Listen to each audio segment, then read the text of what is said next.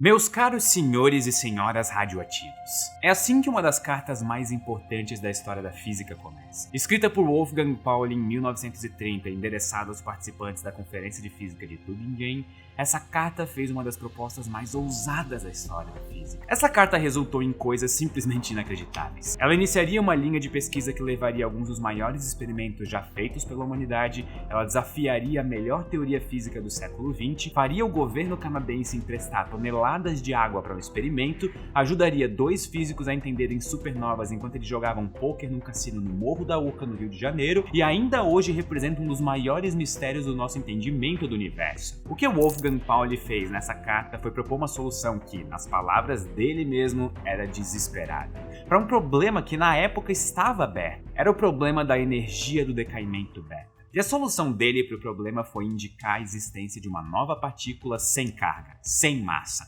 e considerada impossível de detectar diretamente na época: o neutrino. Para todos os efeitos práticos, o neutrino é uma partícula que não existe. Trilhões de neutrinos atravessam você a todo segundo e não fazem nada no seu corpo. Só que apesar desse fluxo intenso de neutrinos pelo seu corpo, é estimado que apenas 10 neutrinos de fato interajam com as moléculas que formam você durante toda a sua vida. Bilhões de trilhões de neutrinos vão atravessar você durante a sua vida sem fazer absolutamente nada. E é justamente por ser uma partícula tão insignificante que Pauli considerou essa uma solução desesperada para o problema. Da perspectiva dele, era impossível detectar um neutrino experimentalmente e validar sua proposta. Então agora vamos entender o porquê de Pauli achar necessário propor a existência de uma nova partícula, o neutrino, mesmo pensando que ela nunca seria detectada. Só antes, eu queria lembrar que essas camisetas que eu uso nos vídeos estão com 20% de desconto. Na verdade, a loja inteira está.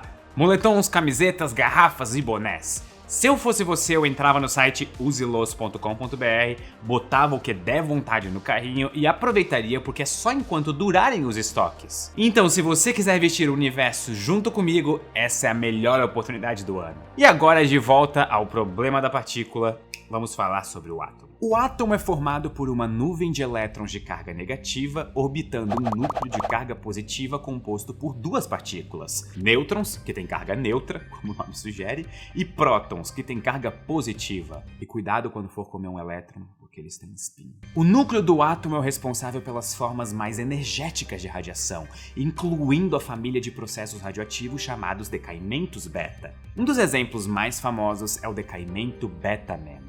Nele, um nêutron do núcleo atômico vira um próton. Nesse processo, o número de prótons do núcleo muda, e é justamente esse número de prótons do núcleo que caracteriza o que é um elemento. Então, no decaimento beta, um átomo vira um outro átomo e libera um elétron, ou um antielétron, dependendo, no processo. Por exemplo, um átomo de carbono pode virar um átomo de nitrogênio durante um decaimento beta. E do ponto de vista da troca de energia, esse é um processo bem simples, porque ele envolve um só corpo no início do decaimento, que é o átomo original, e só dois corpos no final do processo, que é o átomo final mais um elétron. É simples de calcular qual que é a energia do elétron com base no elemento que decaiu. O decaimento beta foi estudado em detalhes pelo físico James Chadwick, que encontrou algo inesperado. Os elétrons tinham uma gama de energias possíveis, sempre menores do que a energia calculada teoricamente. O cálculo teórico representava um máximo, e não uma previsão bem-sucedida. Colocando isso de outra forma, tinha energia sumindo no decaimento beta. E esse problema foi apontado pelo próprio Chadwick em 1914,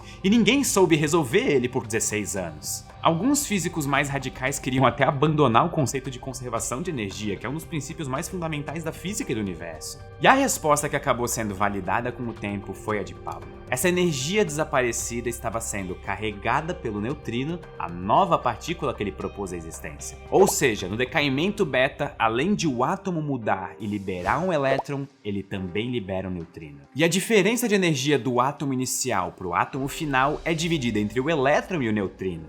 E isso explica por que o elétron podia ter uma gama de possíveis energias e por que essa energia era sempre menos do que a energia teórica prevista. A teoria, na verdade, previa a energia total do elétron mais a energia do neutrino.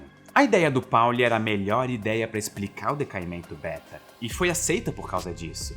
mas provar a existência do neutrino experimentalmente seria muito difícil. O nêutron, outra partícula sem carga elétrica, só foi descoberta em 1932 e já foi necessário um experimento muito bem pensado para detectar essa partícula. E o neutrino interage trilhões de vezes menos com a matéria. O primeiro experimento a detectar um neutrino diretamente levaria 2 décadas e nesse tempo a física de partículas mudaria drasticamente. A partir da década de 1950, a física começou a montar um modelo padrão de partículas. O modelo padrão ainda é a joia da coroa do conhecimento físico humano, e na época explicava tudo conhecido, menos a gravidade, usando 21 partículas mais as suas antipartículas. E antipartículas são simplesmente partículas que têm propriedades exatamente opostas. Um elétron tem carga negativa, um antielétron tem carga positiva, mas ambos têm a mesma massa. Antielétrons também são chamados de pósitrons, e quando um elétron e um pósitron se encontram,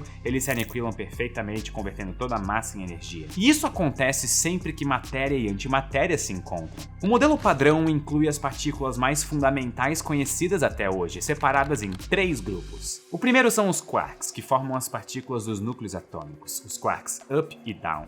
Prótons e nêutrons são formados de quark up, de carga positiva, e o quark down, de carga negativa. Cada família de quark tem um com carga positiva e um com carga negativa. No total, existem 6 tipos de quarks: up, down, charm, strange, bottom e top. E todos esses também são chamados de sabores de quarks. Traduzindo os nomes significa cima, baixo, charmoso, estranho, em cima e embaixo, só que escrito de outro jeito. E sim, físicos são péssimos com nomes. Cada sabor de quark tem uma massa característica, com o top sendo o mais pesado e o down o mais leve. A coisa curiosa é que muitas vezes um quark não tem um sabor definido. Quarks podem mudar de sabor espontaneamente. Todos os quarks carregam em si a capacidade de se expressar como os outros quarks de outros sabores. Todos os quarks têm todos os sabores misturados neles. E essa propriedade é chamada de mistura de sabores. Eu amo os nomes. Então os sabores de quark estão misturados como os temperos numa sopa. Se você provar uma sopa uma vez, talvez você sinta mais o sabor do sal.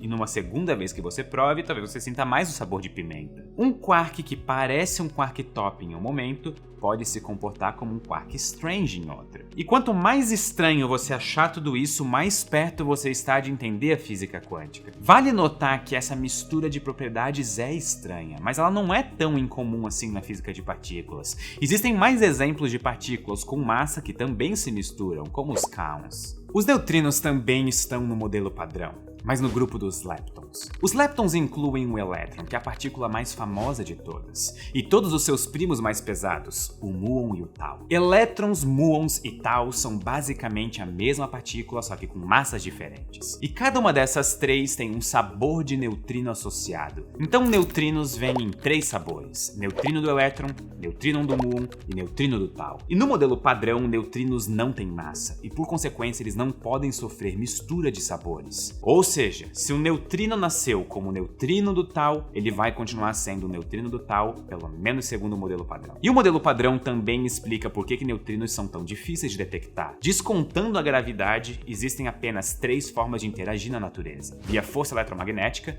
via força nuclear forte e via força nuclear fraca. Essas são 3 das 4 forças fundamentais, e elas são descritas pelo terceiro tipo de partícula do modelo padrão, os bósons, que têm como função comunicar essas forças fundamentais. Os neutrinos só usam a força nuclear fraca para interagir com o mundo, que tem fraca no nome justamente por ser fraca e mais difícil de acontecer. Como resultado, é trilhões de vezes mais difícil para um neutrino interagir com um átomo do que é para um elétron, e por consequência, detectar um neutrino era impossível. Ou pelo menos era, até os físicos Frederick Rains e Clyde Cowan descobrirem o segredo para detectar neutrinos: dinheiro e sorte. Inclusive, esse também é o segredo para a vida. O truque é o seguinte: consiga dinheiro suficiente para construir um experimento enorme e assim criar um alvo gigantesco para neutrinos atingirem, maximizando as chances de um acertar o seu detector. O experimento, inclusive, foi apelidado de Projeto Poltergeist, em referência aos neutrinos serem fantasmas para todos os efeitos. Dito isso, os 2 físicos decidiram ajudar mudar a sorte e montaram o seu experimento próximo de uma fonte intensa de neutrinos, reatores nucleares. E usando o fluxo intenso de um reator mais 200 litros de água, Raines e Cowan detectaram diretamente um neutrino acertando um átomo e causando algo chamado decaimento beta inverso. No decaimento beta inverso, o átomo é atingido pelo neutrino e libera um nêutron ou um próton e um elétron ou um pósitron. E só para deixar claro, nesse caso eles detectaram um antineutrino, que é igual ao neutrino, mas interage de forma oposta via força nuclear fraca. E por consequência, o impacto dos antineutrinos gerava pósitrons ao invés de elétrons. Os pósitrons do decaimento beta inverso se aniquilavam com um elétron do material do detector e liberavam a luz usada como base para a detecção dos neutrinos. E reatores nucleares não eram a única fonte intensa de neutrinos próximo. O Sol também era. De acordo com o modelo solar padrão, o Sol envia 65 bilhões de neutrinos por centímetro quadrado por segundo para a Terra. E um experimento foi montado para detectar os neutrinos solares, inclusive para validar o modelo solar padrão. Esse foi o experimento de Homestake, e ele deixa bem claro o quanto neutrinos são chatos de detectar. O processo de detecção era o seguinte: eles criaram uma piscina gigantesca de cloro com 615 toneladas de tetracloroetileno, que é um químico à base de cloro. A piscina estava dentro de uma mina de ouro em Homestake. Isso blindava a mina da radiação que chove naturalmente do universo, chamada de raios cósmicos, e que poderiam atrapalhar o experimento, que é ultra sensível. Como os neutrinos atravessam tudo, eles não eram bloqueados pela rocha como o resto da radiação vinda da direção do Sol. Então a ideia do experimento de Homestake era a seguinte: quando um neutrino atinge um átomo de cloro, o cloro vira argônio, que é um gás nobre, e ele pode ser facilmente separado do tetracloroetileno e contado. A expectativa era de que a cada dia, nas mais de 600 toneladas de químicos à base de cloro, 8 átomos de argônio seriam formados devido a neutrinos.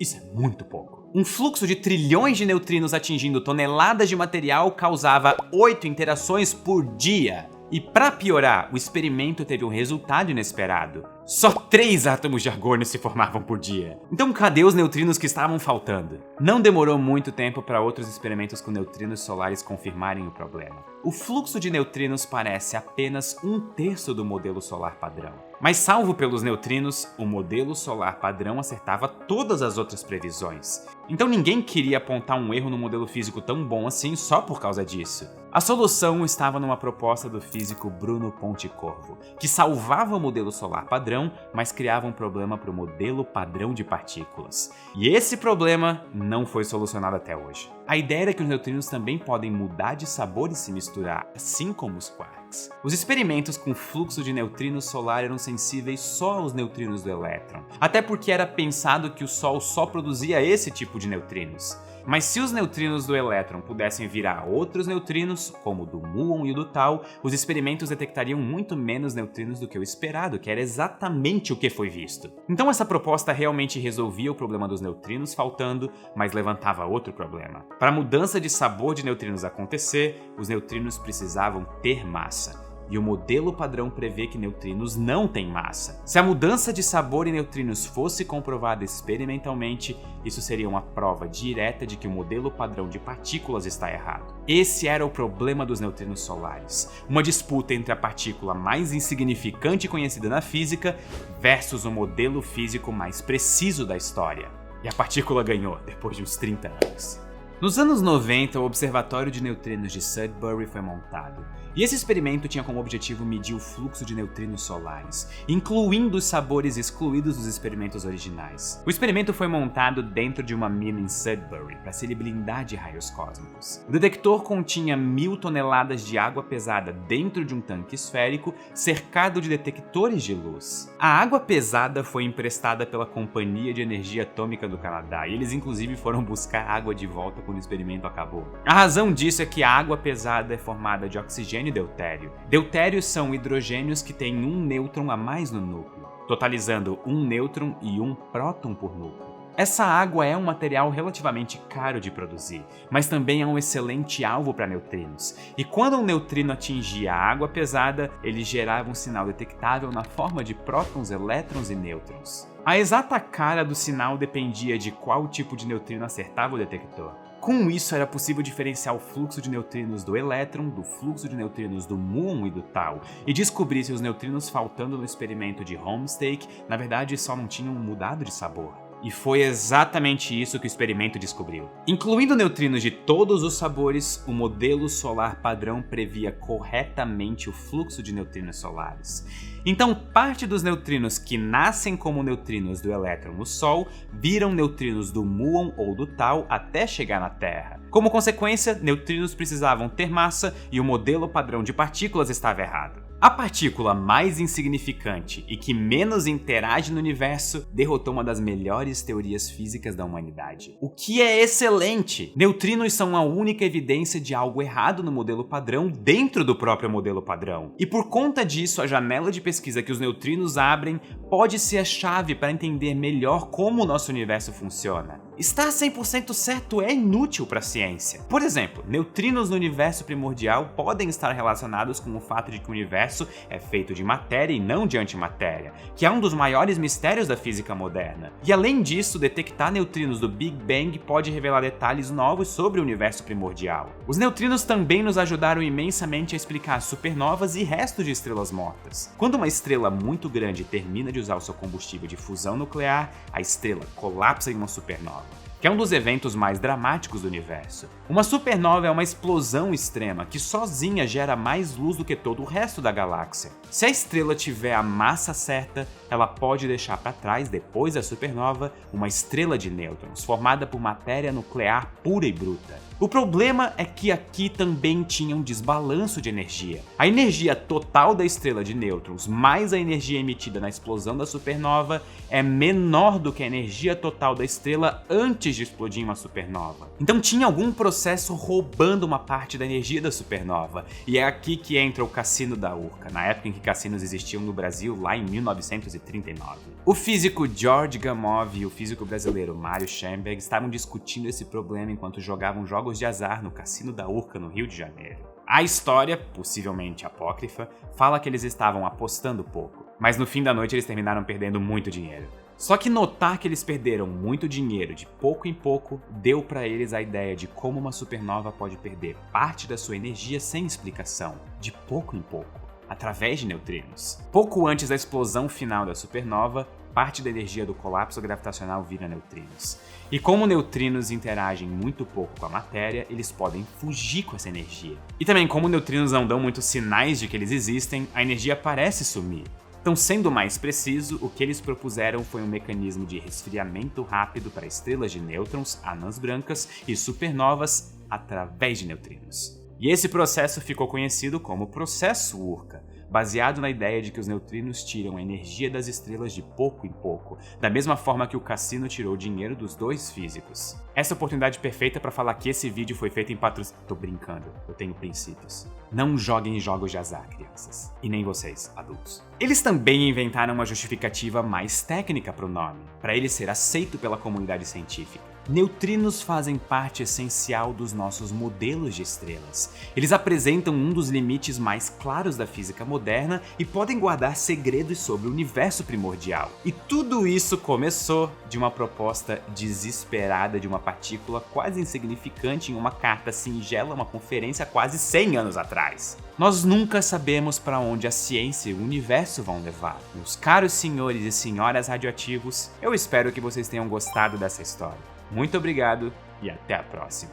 E não se esqueça de se inscrever no canal, isso significa muito para mim.